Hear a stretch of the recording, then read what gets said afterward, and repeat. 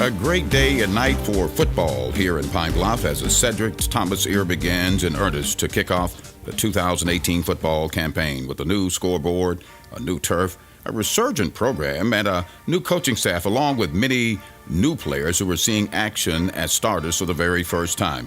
Hello, everybody. This is Floyd L reporting.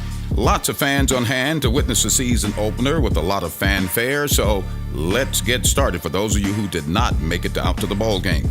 With 2:30 remaining in the first quarter, the Maroon Tigers of Morehouse College struck first with a six-play, 82-yard drive, capped off with a one-yard run from Ronald Bradley. The PAT was good. Tigers go up 7-zip. UAPB came right back with a 68-yard run for a score, but that score was wiped out because of a holding call. And after a punt, the Tigers again put on a long six-play, 80-yard drive, culminating with a 63-yard pass for a score.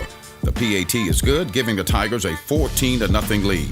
But as will be the hallmark of a Cedric Thomas coach team, nobody puts their heads down. And the Golden Lions at the 8:45 mark in the second quarter stormed right back as quarterback Shannon Patrick hit sure-handed receiver Josh Wilkes with a 38-yard scoring pass. The Jamie Gillen point after is good. The drive covers 81 yards in 5 plays. UAPB now trails 14-7. Less than 5 minutes later, though, still in the second quarter, Morehouse comes right back with a 57-yard throw, catch, and run for a TD as quarterback Michael Sims hit Ryan Edwards for pay dirt. The point after is good. The Tigers regained their 2-touchdown lead. Morehouse would score twice more before the first half ended, while the Golden Lions added one more score.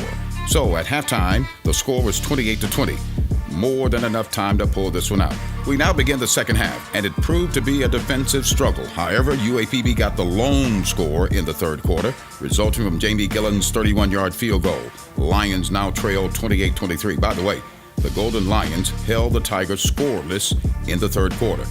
We now move to the fourth quarter as Morehouse stretches its lead now based on a 31-yard scamper from Santo Dunn. The point after failed, the Tigers now lead by 11. The score, 34-23. But the Golden Lions still not out of it, not giving up. Nobody's got their heads down as Shannon Patrick, the quarterback, hits Josh Wilkes again. They hook up for a 77-yard bomb. Jamie Gillen's point after is good. UAPB pulls within 34-30. After some great defensive pressure, the Golden Lions would get the ball back. They would drive it down the field, but with no timeouts, they work it inside the Morehouse 5. And, as we mentioned, no timeouts remaining on the clock because the clock now becomes the enemy. The drive stalls there.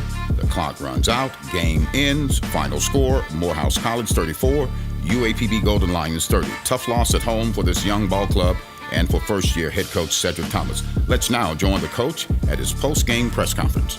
Ladies and gentlemen of the press, thank you so much for coming to today's contest between Morehouse College and UAPB for the season opener here at Citizens Bank Field. My name is Haptom Kaleta, Sports Information Director of UAPB, and we will get started with this post-game press conference. Thank you. Coach, it's got to be a tough loss for you. Got to be a tough loss. What's going through your mind right now? Nah, it's really not tough. The biggest thing is just, I'm proud of the kids, man. They fought their tails off, and they came out, but it's still some things that we just got to clean up, the penalties, some of the unselfish acts that we doing. But, as a tough loss, hey, it is what it is. But I'm proud of them. They fought for 4 quarters, and that's what we're doing. We're building a foundation. And I think if they continue to just believe in that in which they can't see and knowing that, hey, it's always next week, we'll continue to get better. And I think in the long run, we'll reap the benefits of it. Coach, you came in and you hit the ground running. And I remember after the first news conference you had, you basically kind of sat and talked with some of the supporters and fans and so. So when you get here, you're a little bit behind some of the other programs as it relates to getting into recruiting and getting to know some of the players. So by saying all of that, what are some of the bright spots that you saw tonight? The biggest thing is the kids, finishing. They got down, and my whole thing is adversity. It's easy when you're up and things are going well. I want to know with the new stadium and the new turf and the new uniforms, will the luster die under the mindset of we got all these nice things, but we'll revert back to our old ways. And they didn't. But we still just got to clean up you know, some of the things, you know, like I said, the personal fouls and, you know, not just, you know, paying attention to details when coaches are giving them instructions. And, you know, we got to clean that part up. But I'm proud of the effort. You know, I'm proud of the way they fought for 4 quarters, and I think it's a lot to build on. You got to stop people on defense, and I pride myself, and the defensive staff does also. And you know, we will be better. But in that meeting room and in that locker room, they know that there's some things in house that we got to clean up. You know, and we're gonna do it the right way. You know, it's a lot of guys you might not have saw out there for discipline reasons and things of that sort. But we're gonna toe the line, and I think that has had a lot to do with just not having the correct amount of depth out there. But you know, we'll get those numbers down. But the kids gonna understand. You know, we're gonna do it right, and we're gonna do it right the 100% and all the time, or they won't be a part of it. So I got all the faith in the world in the defensive coaching staff, and we'll get in there and clean it up.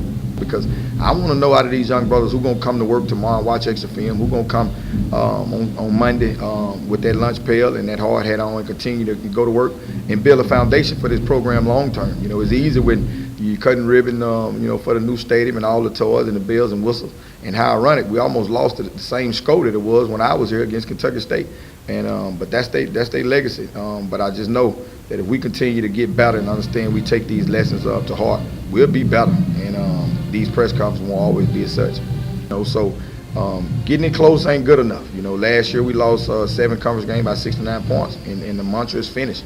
So you know, all the numbers as it relates to yards, you know, it makes no difference when you don't put it in the boxes. A lot of the coaches say so. We got to continue to just understand. Hey, we got to have a mortar combat mindset. We got to finish guys, and we got to be able to put guys away.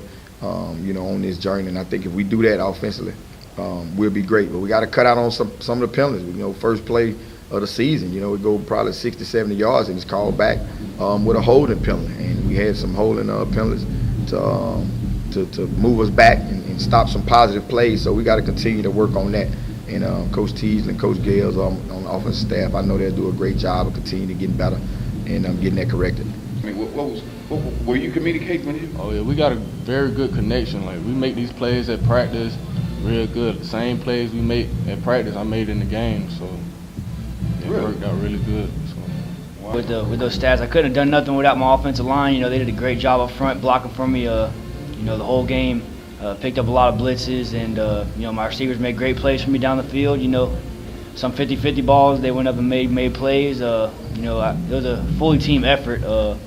You know, those numbers that you read, and it wasn't all me. It was the whole team effort. The defense got me the ball back. Let me say this to you. I didn't see happy feet, but they had a lot of pressure coming from the outside. The coaches upstairs talk to you about that? Oh, my coaches do a real good job. Coach Gamble and Coach Gales, you know, they're always, you know, talking to me, telling me what's going on, you know, and you know, they do a real good job putting me in a great situation to be able to make plays for my team, and yeah, I owe it to them as well. Like I said, there's some in-house things that we got to get cleaned up, and we had to move some guys in some different spots who all camp hadn't been there, but we'll get that rectified, and you know, we'll get all that cleaned up.